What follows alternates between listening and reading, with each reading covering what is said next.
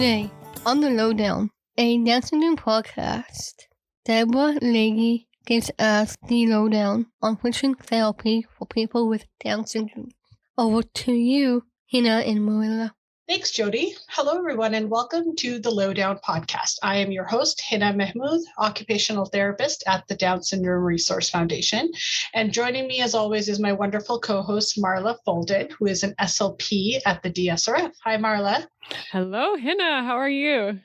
I'm doing well. How are you doing? I'm doing super well. We've been counting, Hina and I, outside of our recording times, and this is somewhere around episode number 50. So we've been doing this for a second now, and it's feeling really good. It's been really good. Yeah. And we're getting such great feedback from everybody. So it's just motivating us to just keep going and going. So we're very excited to continue with this episode today. But before we continue on, we would love for you to hit that subscribe button and leave a review of our podcast on your chosen podcast platform. So remember to check out our episode pages for additional resources that are related to each topic. You can also follow the Down Syndrome Resource Foundation at www.dsrf.org and on Instagram and Twitter by following at DSRF Canada.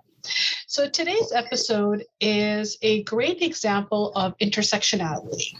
Our topic ties together school engagement and success, safe mobility in the community, and independent skills in everyday life. It is an area that may not get a lot of focus, but it has a large impact on how we work with our students and clients at the DSRF. It is all about how we can adapt and modify tasks and the environment to support students with Down syndrome who have vision challenges. And we have a wonderful guest with us today to share her expertise. We sure do.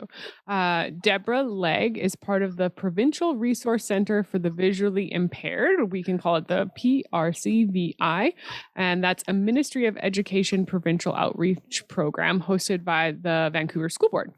She graduated from U of T, which is University of Toronto, with an honors bachelor's in physical health and education, or physical and health education, and was agency trained by the Canadian National Institute for the Blind after graduation as a mobility specialist. She worked for the CNIB for a few years and then moved over to the Vancouver School Board to all the way up to present day as part of their vision team. So hi there, Deborah, and welcome to the LowDOWN. Hi there. I'm glad to be here. We are so excited to chat with you today. To start off, we usually do our 5 secret questions. So are you ready for those? I'll do my best. All righty. Okay, first question. What was your first concert that you attended? Do you remember? Oh my goodness. I don't know if I can remember my first one. Or maybe most memorable early. Most memorable maybe would be Chicago. The band Chicago. Cool. They were so big and had the big band sound, and yeah, it was kind of nice. And the other one was Kenny Rogers at what I used to be in Ontario, so it was the CNE as opposed to the PNE, right? At a concert, and he was pretty good. Oh, that's awesome. You can see my range of music there. Yeah. It's all good. It's all good. Second question, do you have a sensory quirky thing that you like to do? Do you like to fidget with something or wiggle around in your chair? Almost everybody has avoid certain food textures. Yeah. Well, I'm not one to sit very long. I do fidget I'm a mobility specialist, so I'm always on the move. And rather than inside, I'd rather be out with a student than be in a conference meeting. And by conferences like meetings, I'm usually having to put toothpicks in my eyes to keep them up. I know. So, and as for texture, food is always a good thing. The only one I really have a problem with, and I will not eat, is liver. Yeah. Understandable. Oh yeah. Okay. Yeah, I feel like a lot of people would agree with you on that one, probably. Oh yeah. Yeah. Oh yeah. Okay. So I'll kind of jump in to a few questions next. What is your least favorite household chore? Cooking. Oh, okay. Cooking. I remember being at a Pampered Chef party and they were saying, okay, you're going to describe what kind of cook you are. And I said, absent. Never there. Fair enough. Just too much prep, too much to work on. That's No, just not one. I think it takes too long to get things done. So I get that for sure. Yeah. All right. Question number 4. Favorite vacation destination? Like, where would you just love to go if everything was snapped back to normal right now? Well, I was born in Jamaica and I haven't been back since 82. I'd love to go back and see it. I have family there. We've had a few reunions I had to miss because I was working. So that's one of my first top ones to go to if we were to get released from this craziness. Mm-hmm. Yeah. Especially this time of year. It would be so nice. Yes. Yeah. Oh, that sounds heavenly. Okay. And our last question, Deborah, are you a coffee person or a tea person? Neither. Oh, okay. I've been What having is hot chocolate. Yay, finally, my people. Have you tried those hot chocolate bombs? Well, I got a couple for Christmas. And it's so big, it doesn't fit any of my mugs. I have to go find a big hot chocolate mug so I can have it. I mean, that's not the worst thing. No. Have a special hot chocolate. It's a good problem to have. Okay. Yes. Yes. A big bowl, maybe. But I mean, I do drink tea, but only when I'm, at a Chinese restaurant, I like the green tea, but I don't make it at home. Or and even then it's like, Hina has finally found her person, everyone. I finally found somebody who likes hot chocolate. Yeah. As opposed to coffee or tea. Great. Well, thanks for indulging us in that. It was really a fun little part of the podcast that we always enjoy. So let's kind of get into our topic for today. Can you start off by describing to our listeners what your role is as part of the vision team at the Vancouver School Board? So I'm the only one on my team with my designation. And very few school boards actually have a dedicated mobility instructor. And pretty much my title is orientation mobility. So orientation is knowing your where you are in your community, in your environment. And mobility is traveling from one point to the other safely. Okay, so it involved a lot of concept building. So one is the doing and one is the thinking, part of your travel skills. Pretty much that's what I do. And it involves, of course, learning the different things that are involved, like the transit, traffics and how it flows. What do the traffic signs mean? What are the rules for pedestrians opposed to drivers? And where are safe places to walk? And what kind of safety things and street smarts does one need to walk and travel safely? So a lot of tie-ins, not just the actual physical walking. And not all my students have canes, right? So, and funny enough, my mandate is the blind and vision impaired, but I've had a few resource rooms call me and say, so I have a kid here with ADHD or other, abilities and don't travel on their own. So I go and I talk about landmarks, look at patterns and, just making good decisions about crossings and things like that and what to look for. So it's a skill that's not only needed for the blind and vision impaired. I wish there were, in my encounters in the community, there are a few people with their full sight I would like to teach how to properly walk. Yes, I bet. And dressed in the dark, be seen. Right. Yeah. Oh, yeah. We call them in my family, nighttime ninjas, because if you have to drive in the dark, in the fog, in the rain, and then there's people wearing all black, and you're like, who do you think can see you? No one can see I've you. come pretty close to hitting a few and they'll yell at me. I'm going, dude, I didn't even see you there until you were standing beside my window. Yeah, it's scary. Yeah. Not my favorite thing at all. Yeah. When you say orientation, are you talking about like cardinal orientation? Like, am I facing north, south, east, west? Or are you talking about like, am I facing the direction I should be to get to point B in my plan? Well, that's part of it. But actually knowing that if you're sitting in your living room faces the front of the house, the back of the house, or I'm on the chair and the table's beside me. So knowing where they are in their space. Okay, so it's not just outside. Just move without even looking around and noticing, oh, there's stairs. I could fall down those stairs or whatever. Yeah. Right. It involves cardinal. It involves knowing their left and their right. What's a 360-degree turn? that kind of thing, but also knowing where they fit in that space. Mm-hmm. Yeah.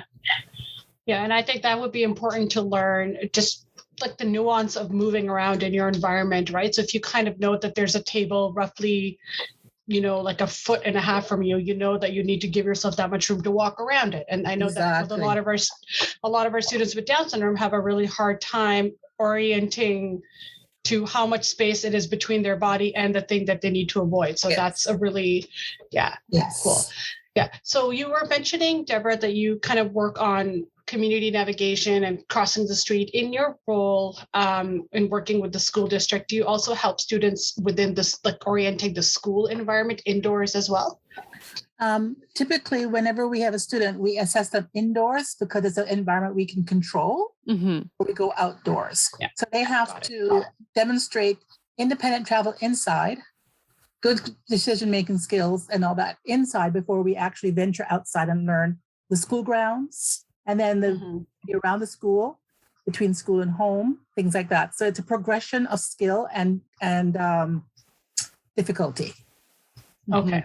Mm-hmm. Got it. And would it be I'm assuming it would be the teachers that would say, hey, Deborah, we need your help? Or like, how does it work in terms of like getting you to come into the school environment and to work with students? Well, our kids have a designation. So designation is where the team provides them with a number or a letter that says that they're impaired or hearing impaired. And that team is called, and I'm part of that team. The vision teachers will go and meet. If it's very blatant that mobility is needed, we will both go together. But most times the vision teacher will go and meet the teacher, see the child, maybe see how they move around, and then they'll say, you're in here, and then they'll call. And it's through probably word of mouth that the resource rooms have called me because I've been there for another student or they've heard about me from another teacher, whatever. I want it specific to a non-vision student. Mm-hmm. It's usually referral throughout in the system. Mm-hmm. Yeah.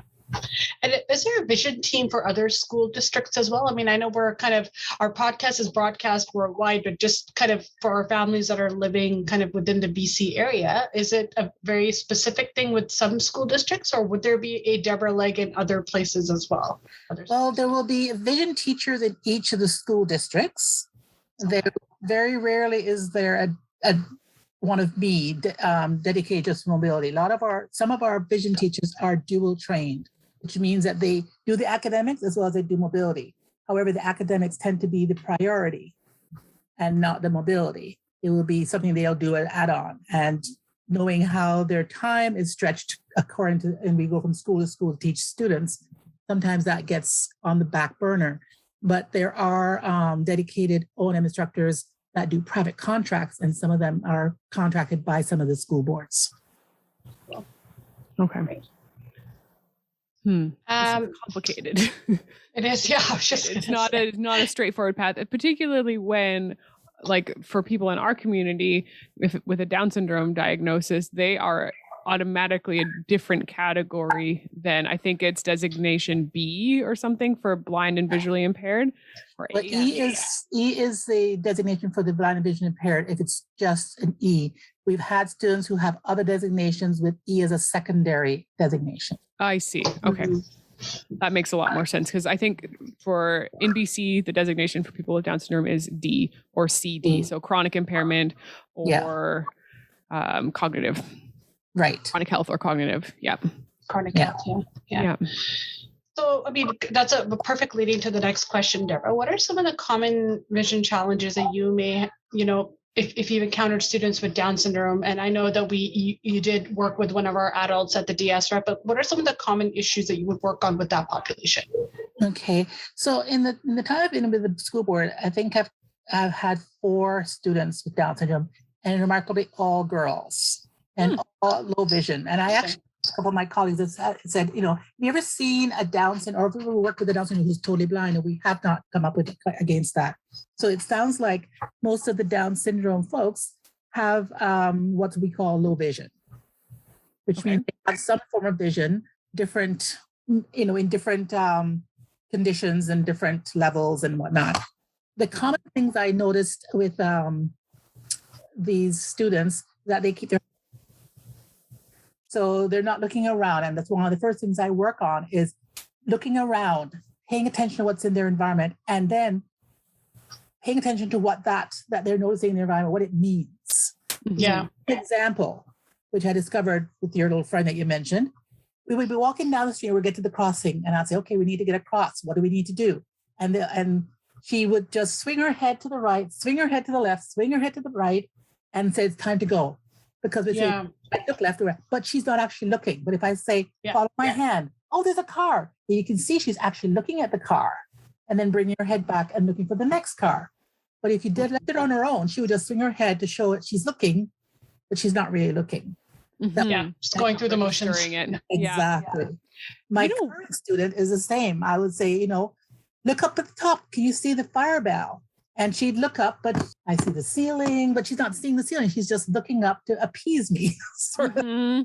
So we do a lot of, I'll do, okay, today we're going to look for everything to do with a circle or everything to do with red. And she'd have to actually physically look around to point something out. So the being aware in their community, being aware of what they're seeing and what that they're seeing, what it means is a big thing. It's so interesting you brought that up because I don't think that any of my current caseload counts, from a designation point of view as low vision per se, but almost everybody looks down while they walk and does not register traffic or any of the other sort of independent mobility cues that we would use to say, yes, I can let this person go on their own in the street. So this is a valuable information. Even if your child or student does not have low vision, they still need these checking and registering skills. Yeah. Absolutely. I know especially with safety, because how many... Sorry, Deborah, you go ahead. I notice their posture the same. They tend to hunch their shoulders in and they slouch down and they're walking with their head down. Yeah. And I think so many of our parents are concerned with their younger kids and their safety awareness. And I think a lot of that plays into their inability to actually, what Marla said, register what they're looking at and interpreting what is going to happen if they reach for that really big pot of boiling water and grab it, right? However, whatever situation, but it's really But even putting things away when they're putting, say, a little student that I have right now, putting away her stuff, in the cupboard, she just shoves it in there. She doesn't check to see if it's got a space. It's just get it in there. If it falls out, I'm not touching it, sort of thing, It's the awareness of, again, space, how it works for you, how you can make it work for you, and things like that. I tend to, with my kiddos like that, is that they love silliness and they love games. So we'll play I Spy, and I'll find the most ridiculous things up high for them to have to look for it. And they have to stop and look around and look all the way around, and they have to learn how to do a circle because it's not always where they're looking, because they will look one way and go, it's over there. Well, no, that's black. I was asking for red. And they forget to look around and look what else is in a 360 degree. So things where they have to physically do that may start them thinking about them outside themselves. Yeah, absolutely.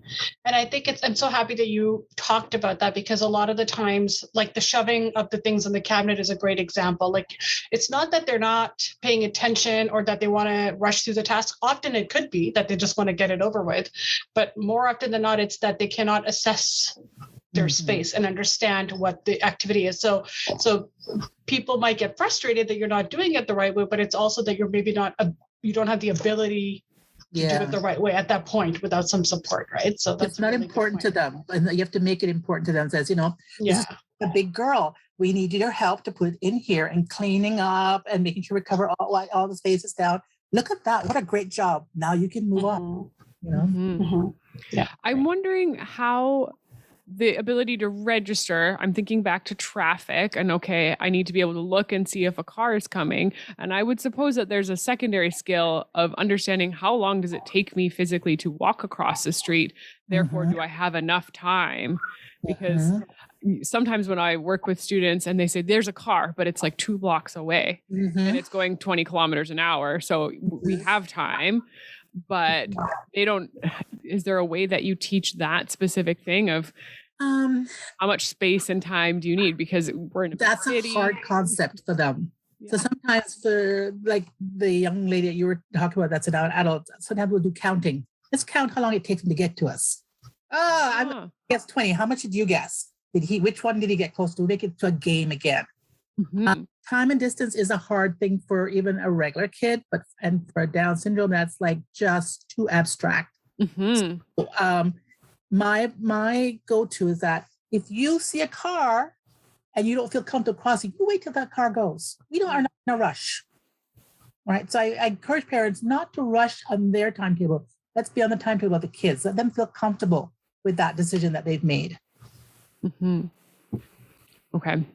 So when it comes to independent navigation, then you would encourage students to develop that skill of making that judgment call and waiting when in doubt. And I suppose also always using a crosswalk.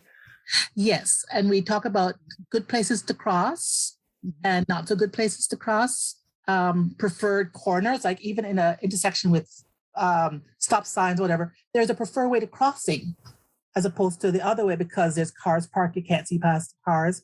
So we talk about different things. What is the one that makes us feel the most comfortable? We don't have to worry about anybody sneaking up on us. So we look at things like that. And also we talk about if you're at the light, we go with the surge of traffic that we're traveling with. If we miss that surge of traffic, we're going to wait for the next one because I don't know what's coming. Yeah.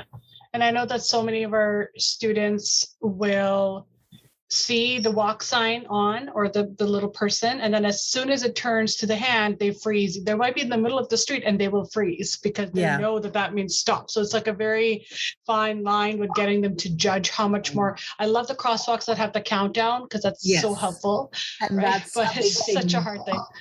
But they're becoming more and more there. So, but we also, if you're teaching them or about that, it says, okay, let's count how many seconds when that stops. When the walk sign stops, usually the hand's flashing, right? And let's count as we get, right? And we tell them that as long as they're in the crosswalk and they're halfway, they have the right of the road. And that's a couple of the kids. They'll go, they'll stop and put their hand up and put their hands on to say stop and are waving to the driver saying, thank you for waiting for me. So I've seen the kids do that. Yeah. Which is great because then they have acknowledged that they've seen the driver. Yes, exactly. So it's combining those skills together. Yeah. Sure.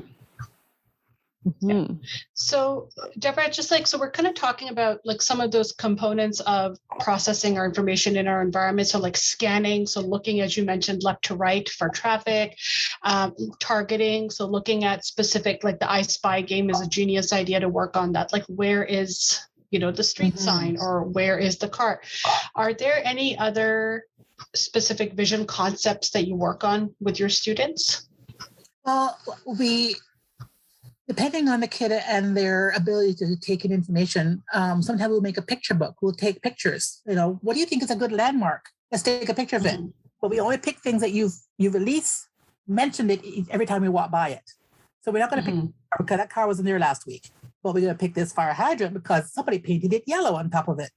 Find something that's pretty, something they're going to remember, and something that they will always refer to and look for, right? Then we create that picture book, and then we go looking for those things, and it could be at a random. So, okay, well, we found this. Do you remember what route we took to get to that? And that sort of messes up their routine a little bit, but it makes them, right? Because our kids love routine. However, having a routine like that makes them a target.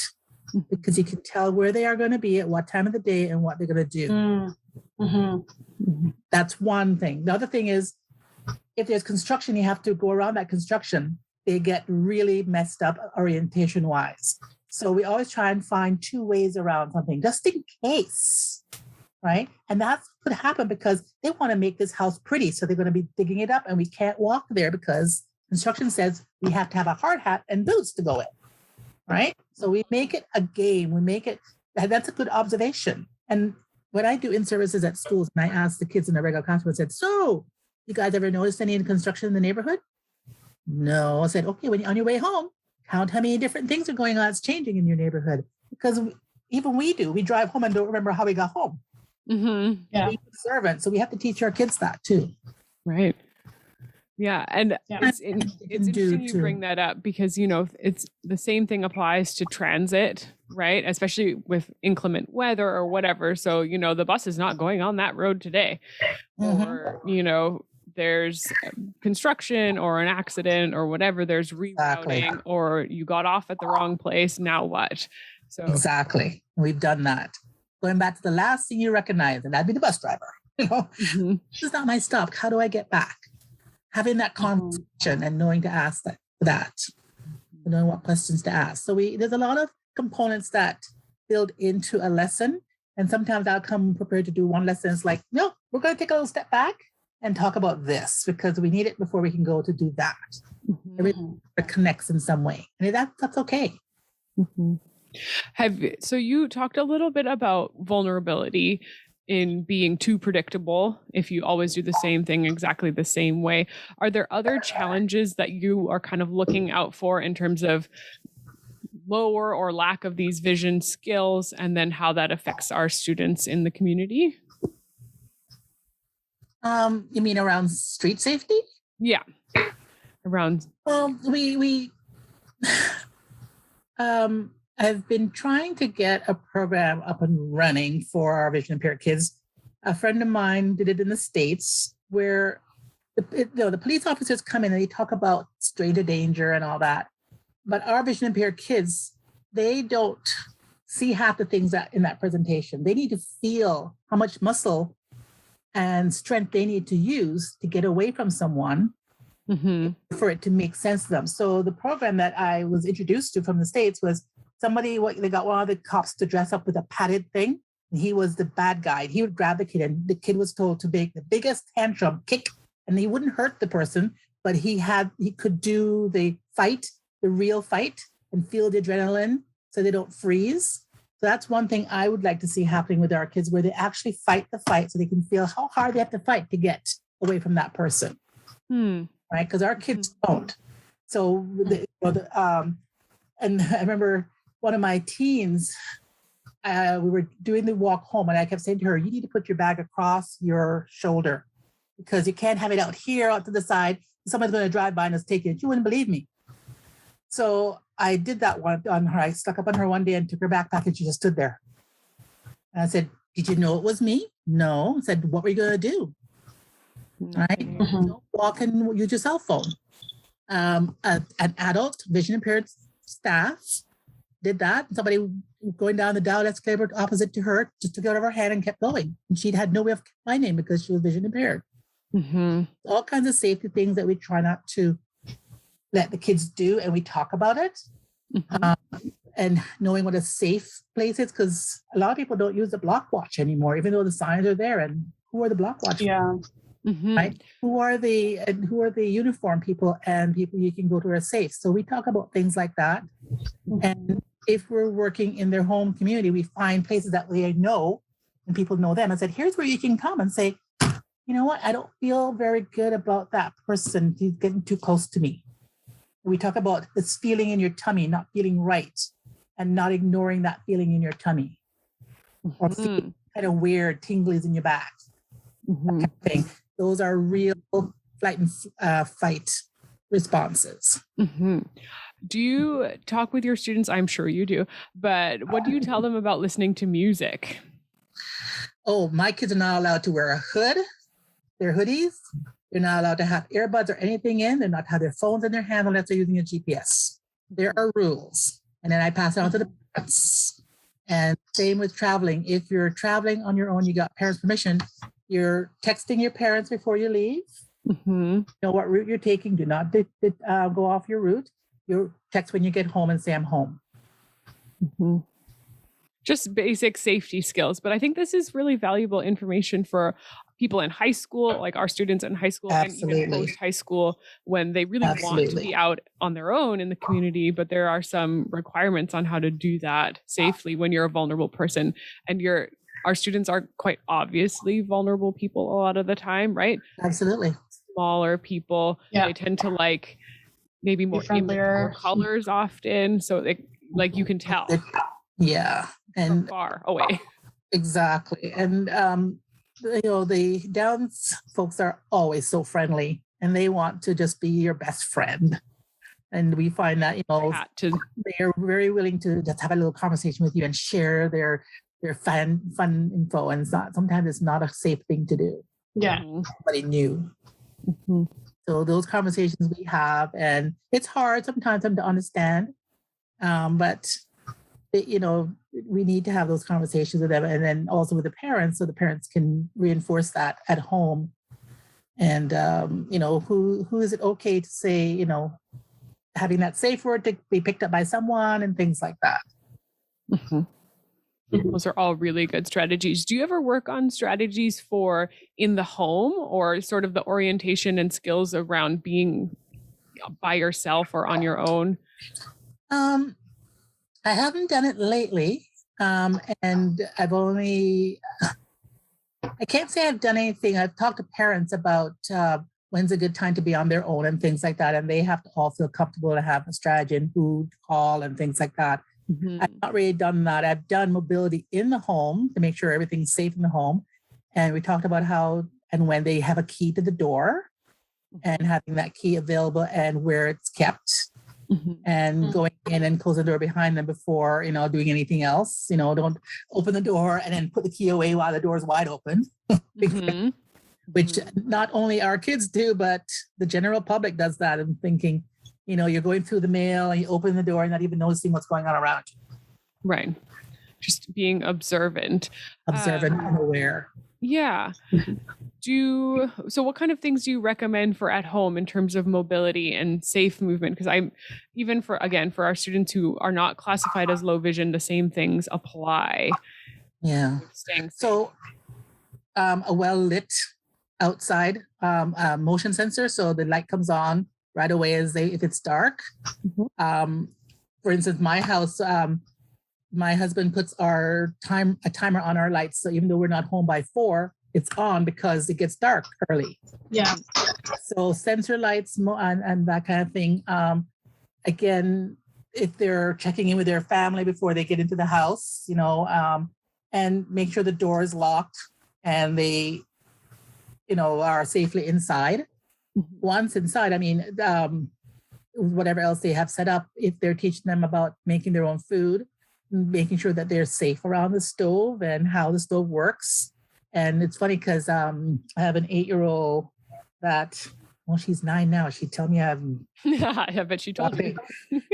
She had not explored her stove in her. So I got there one Saturday morning and it was cold. I said, okay, we're going to explore the stove. I said, see how deep it is? She goes, I didn't know. I said, you can fit in there. I could put you in there and close the door. We took all the trays out. And she thought it was kind of cool to be able to feel everything. I know that what gets hot, what doesn't. So, if that person has never done, they should explore their kitchen. They should be able to tell their parents what the different parts of the kitchen are. What are the safe parts? What are not so safe? What are they allowed to have? They're not allowed to touch the knives, or maybe only use plastic. Keep the plastic down low and the glass up high. Don't leave knives out. Mm-hmm. We'll take them just because they're curious. If they're going to be on their own, just doing the usual safety things that way. If they're adults that have, and it's funny because it came up with at our church, someone was saying, so-and-so is not doing so well and she wants to make her own tea. I said, okay, so put all the things in the tea on a tray on the table. And they go, never thought of that. And then nearby, never thought of that. So if the adult, the adult's still at home and is not necessarily strong and things, leave things low enough that she can make their own hot chocolate, and it's a plug-in kettle, so it turns off automatically. Just put all those things in place that you would put for your grandma or your grandpa. Mm-hmm. Almost like a kit, right? Where everything you need is exactly right there. Exactly. Yeah. Or you can even designate a cupboard, just their things, their favorite mug, their favorite bowl. It's a great idea. I bet you hit a lot of this. When you want to teach them how to use a can opener, try different ones and see which one they can really use by themselves. Mm-hmm. Yeah. Whether it's electric or it's a twist crank one. I always encourage parents to take the kid shopping, or the person shopping you're shopping for, so they can feel it and say, that feels pretty good. That doesn't feel, I don't like that. Because it saves buying it, then they're going to take it back and trying another one. Take them shopping. Let them try it out right there. Mm-hmm. if at all possible. Right. Yeah. Absolutely. I think we take it for granted how in our daily lives having typical, whatever you want to recall typical vision, like, like my eyesight's not the best, but it's definitely better than a lot of people's.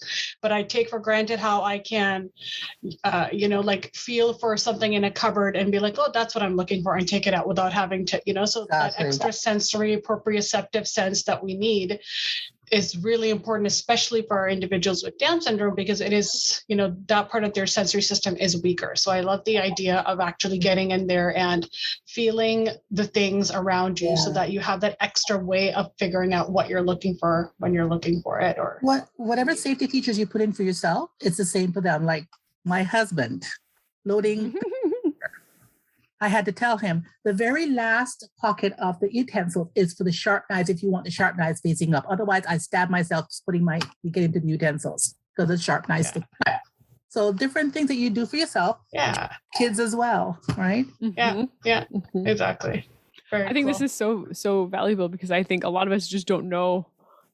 We haven't paid attention. We do things, but we haven't paid attention to all of the setup that we've created to keep ourselves well. Yeah. You know those things, just have to be reminded.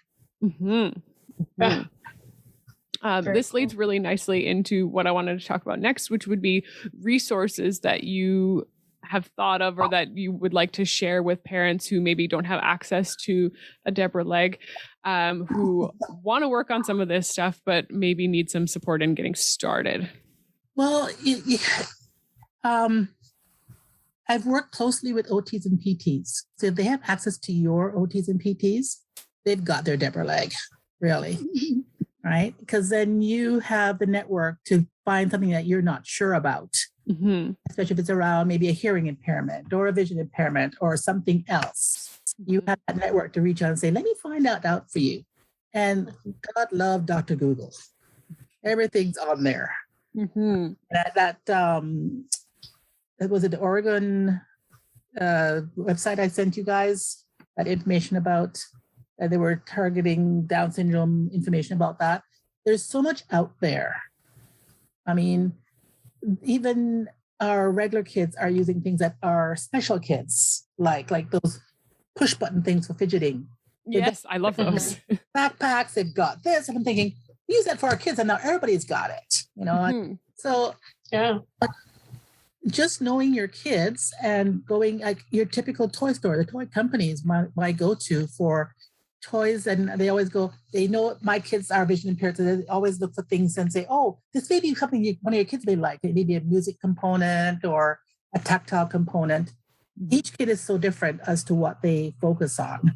And guarantee there's something out there, whether it's a band. I remember finding somebody donated this. It's like a percussion toy, but each piece had a shape and a sound. And you just had to put them in and then make them play songs. And that would be something that the kids would be playing with forever. Legos another good. It's great to work on fine motor, plus building things spatially, making things solid before building up high or it tips over. Yeah. Your typical toys, there's nothing really special that I would say stand out unless there's a deficit in like holding a spoon or a fork or, not being able to see the step in front of you. You have canes, specialized. But for the regular home, it's just taking the simple precautions you would with a child that's learning to walk or a child who's learning a new skill and just putting it in play. But, I know not everybody thinks knows how to tweak things. So just asking the question and being able to ask for help. The organization they're connected with, whether it's Down Syndrome Foundation or DDA or, muscular dystrophy or wherever, there's always a group of people who have resources that the network just spiders out, because I can guarantee we're all connected in some way. We are. Yeah. Do you, I'm thinking huge. I'm thinking about what you do with the students in school. And you were saying that you take a lot of pictures of the landmarks and things. Is there a benefit to printing them off so that you can sort through them? Or is it Like if a family wanted to just do it on a phone, is it better to no. we make a picture book. Okay. Because I find our kids love to look through things and look at them. So one of our students who went from grade 7 to grade 8, so she moved from elementary to secondary. So we did a book about her. This is who I am. These are the things I like. These are the things I'm not so crazy about. So when she took it with her, she was able to look through it and tell them a little bit about herself and her way of doing things. I can do my own coat up. I can unpack my lunch and put it away. So they love stories made by them with their faces in there or things they have chosen. So sometimes I use an iPad and have them take the pictures and then print it out. And sometimes 4x6 will work. Sometimes it's better to do 5x7. And then we make a storybook about it, and it's all about them. Which is very satisfying. Yeah. Yeah. And it works so well with our students too, because we know that our kids with Down syndrome are, very strong visual learners, and we use picture books on the daily for anything. So it's a good resource. Yeah. Yeah. It's a great, and it's what us old people call scrapbooks. Yes.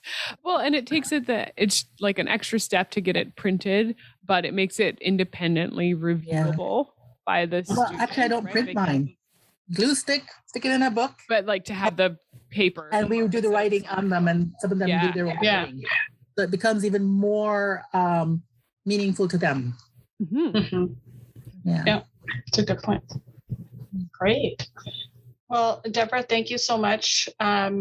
Before we kind of say goodbye to you, do you have any last piece of advice for the parents, the caregivers, the teachers that are listening that are a bit unsure about maybe taking on the step of kind of community navigation or home safety and are just a bit worried about their kids with low vision issues and just don't know where to start?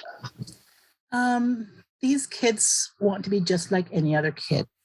They want to be seen, heard, and they want to do things themselves. So give them that opportunity. And if you are not sure, your principal should know. If you're in a school, the principal should know how to access the different special teams. Okay, folks like you, any foundations or organizations that the family's connected to, by all means, tap into those.